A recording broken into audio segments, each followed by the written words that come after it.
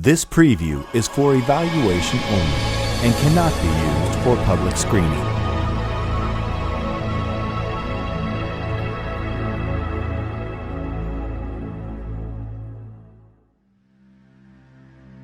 There is only one planet we know of where life has emerged in all its infinite variety: Earth.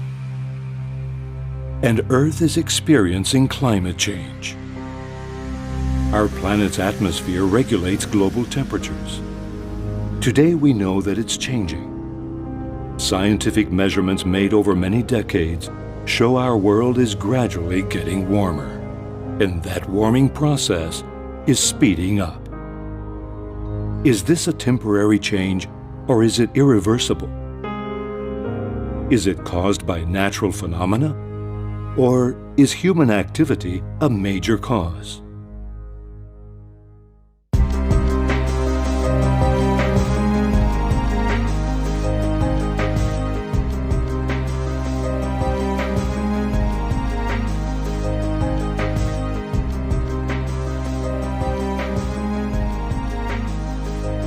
Earth has experienced temperature changes throughout its history. There have been eras when ice and snow ruled the surface, and other times when temperatures rose dramatically. These changes had major effects on our planet's appearance and on the plants and animals living here. Biological activity has also affected Earth's climate throughout history.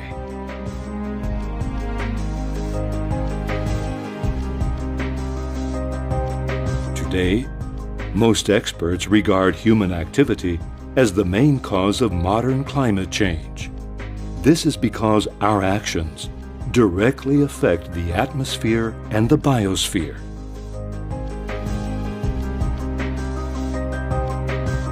For a better understanding of what's happening, first we need to learn more about the atmosphere.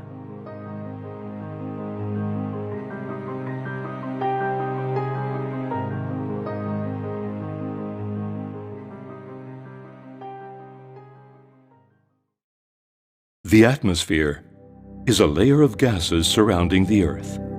It is composed basically of nitrogen and oxygen. The atmosphere also ensures the survival and stability of life on the planet.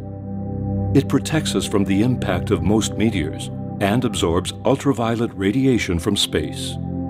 It also acts as a greenhouse, helping Earth retain heat.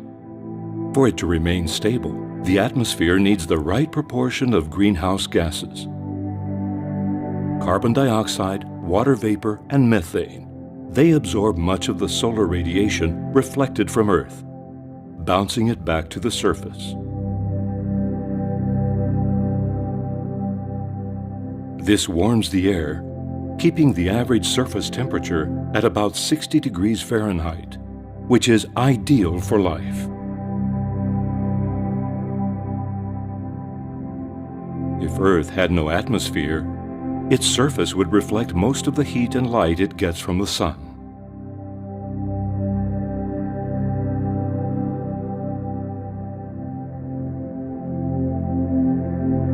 The average temperature on our planet would be well below freezing.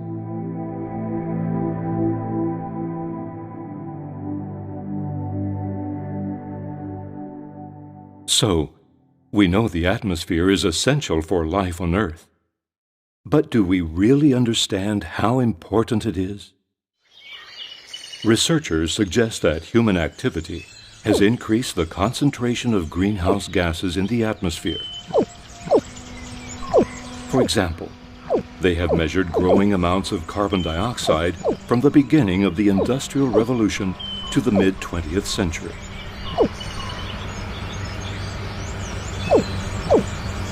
Fossil fuels, such as coal and oil, are used in industry, transportation, and power stations.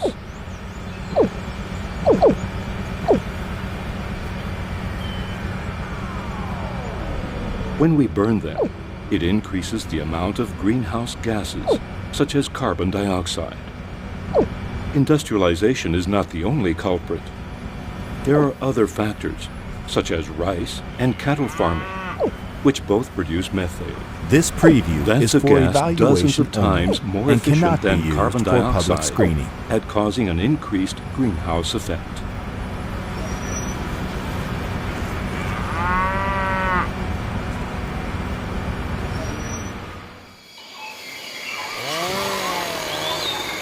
Human actions also have a serious effect on our planet's forests. Trees absorb and store carbon dioxide, a process that can help slow down global warming.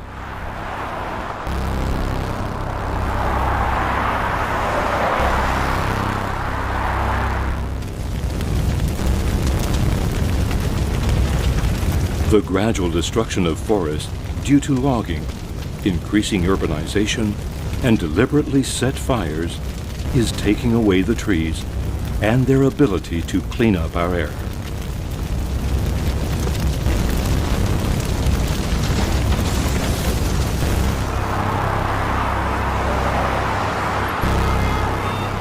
Greenhouse gas emissions have increased by more than 80% from 1970 to the present.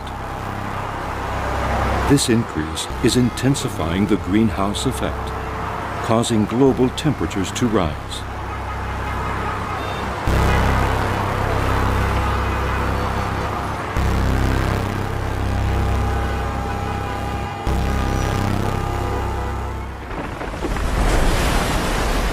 The consequences of global warming are becoming increasingly obvious. One example is the continuous melting of the polar ice caps, especially in the Arctic and Greenland. At the current melt rate, in less than 50 years, the Arctic will have no ice at all during the summer. This will reduce the albedo effect. That's where white surfaces such as ice, snow, and clouds reflect heat, while darker areas retain it.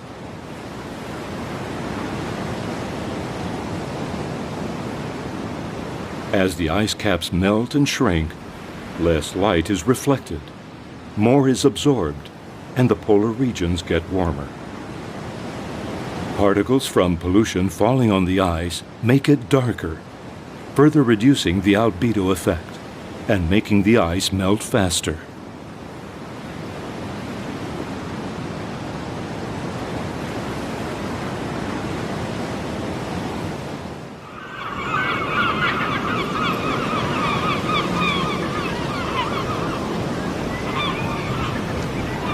As a direct consequence of the thaw in Greenland and the Antarctic, sea level is slowly rising all over the globe, even covering the beaches in some areas.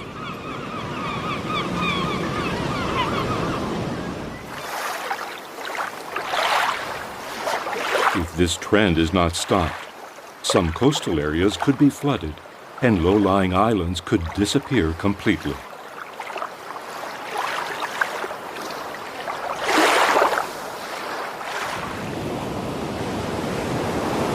Towns on the coasts could also be threatened, and large dikes will be needed to protect them.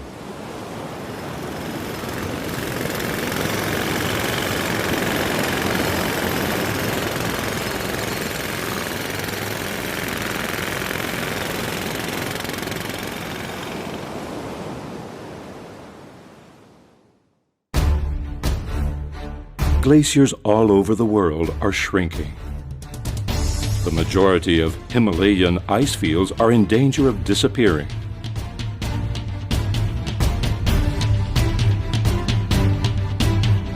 The glacier on Kilimanjaro, which is the tallest mountain in Africa, has almost vanished. It is expected to be completely gone by the year 2020.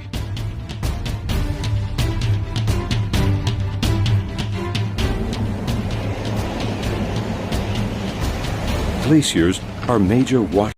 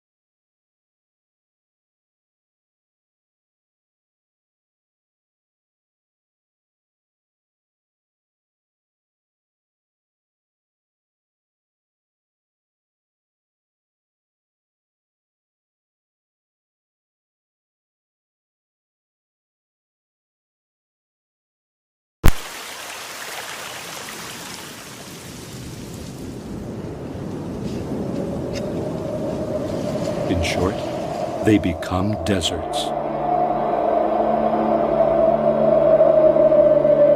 These changes are happening so quickly that plants, animals, and human settlements in the worst affected areas do not have time to adapt. Many species are in danger of extinction.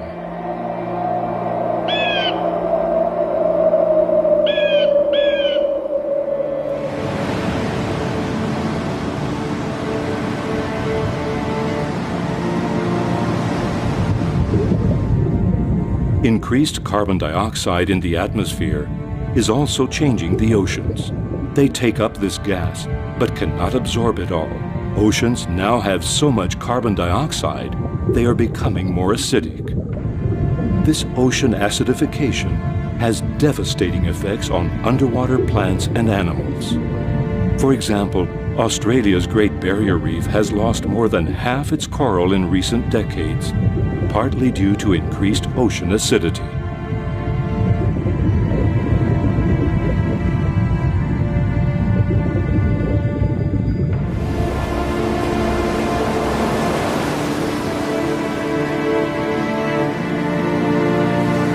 Sea temperatures are rising, and as they do, the oceans release more heat and water vapor into the atmosphere.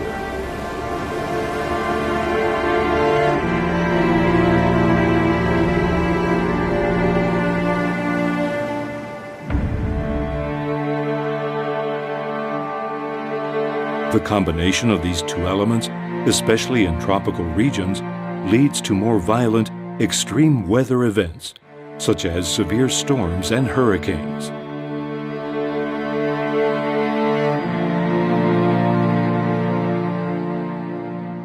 Given this spiraling destabilization, what kind of future can we expect? Greenhouse gas emissions are increasing yearly. Scientists estimate that if we do not drastically reduce these emissions, the average world temperature may increase by 2 or 3 degrees in the 21st century.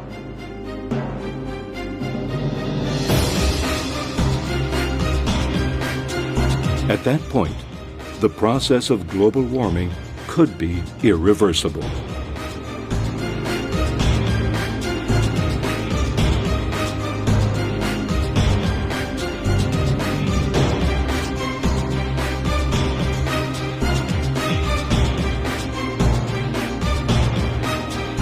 The rate of ice melt in Greenland and the Arctic would speed up.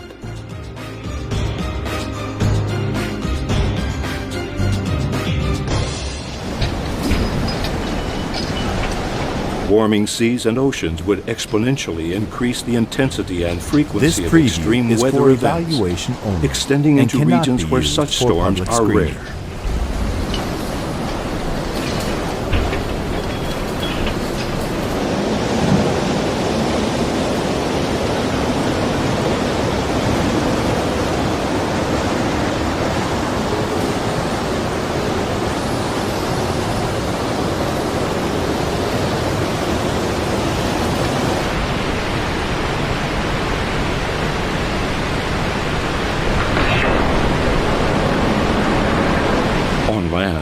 Most of the continental glaciers could melt, leading to drier conditions in large regions and notable reductions in the artificial reserves of fresh water available to humans.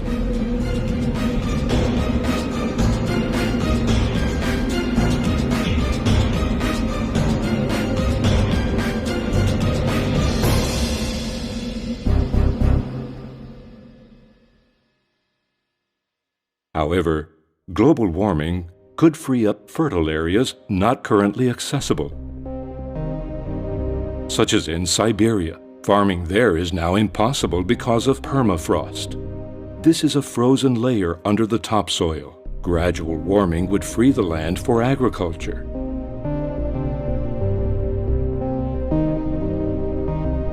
In the long term, rising temperatures will unbalance our planet's cooling systems.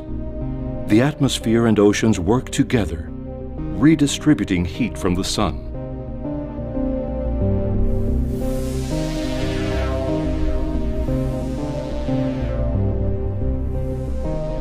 This natural mechanism is composed of 3 bands in each hemisphere, called cells. Each cell covers 30 degrees of latitude.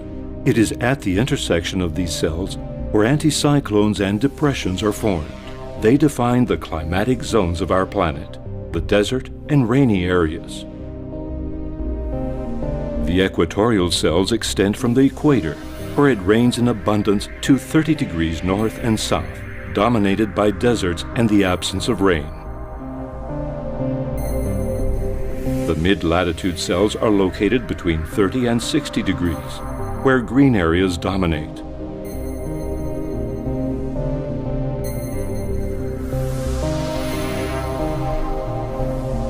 And finally, the polar cells are located between 60 degrees and the poles, where once again there's a lack of precipitation. Through these cells, wind and ocean currents transport warm air from the tropics towards the polar areas, and cold air from the poles towards the equator.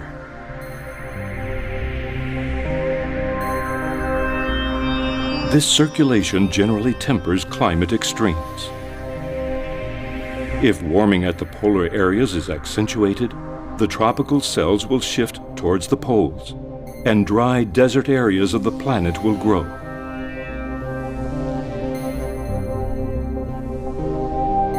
At the same time, the green areas will spread to higher latitudes and possibly even occupy some of the polar regions.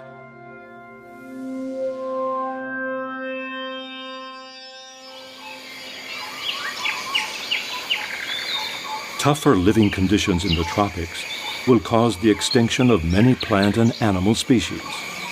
Humans will migrate to higher latitudes, possibly wiping out indigenous societies.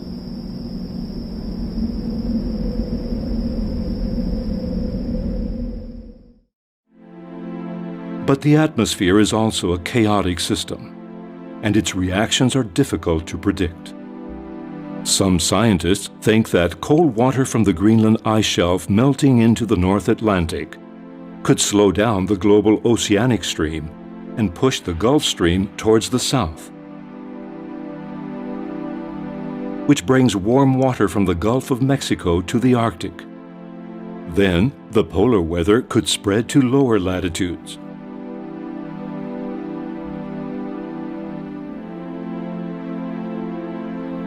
Rather than warming, some regions of Earth could begin a new glacial period, with the Arctic ice cap growing southward.